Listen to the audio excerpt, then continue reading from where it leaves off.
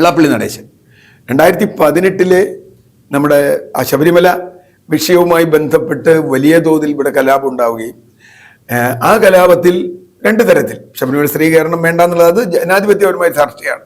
സ്ത്രീകൾ കയറണം വേണ്ട എന്നുള്ളത് 2 പേർക്കും പറയാം. നവോത്ഥാനത്തിന്റെ നായകനായി പിണറായി വിജയൻ നിൽക്കുകയും നവോത്ഥാനം മതിലുണ്ടാക്കുകയും അതിൻ്റെ നവോത്ഥാന സമിതിയുടെ ചെയർമാനായി വെള്ളാപ്പള്ളി നടേശനെ വയ്ക്കുകയും അല്ലേ. നമ്മൾ ആലോചിക്കണം, വെള്ളാപ്പള്ളി നടേശൻ പിന്നെ ചെയ്തിട്ടുള്ള കാര്യങ്ങൾ എന്താണ്?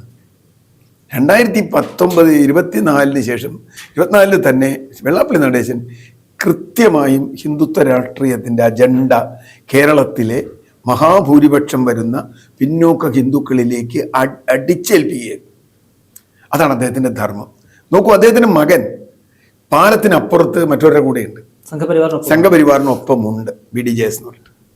ഇപ്പുറത്ത് അച്ഛൻ നിന്ന് ചെയ്യുന്ന പണി എന്താണെന്ന് വെച്ചാൽ കേരളത്തിലെ ഈ പിന്നോക്ക ഹിന്ദുക്കളെ വർഗീയവൽക്കരിച്ച് അവരെ ഹിന്ദുത്വത്തിൻ്റെ രാഷ്ട്രീയത്തിലേക്ക് കൊണ്ടുവരിക.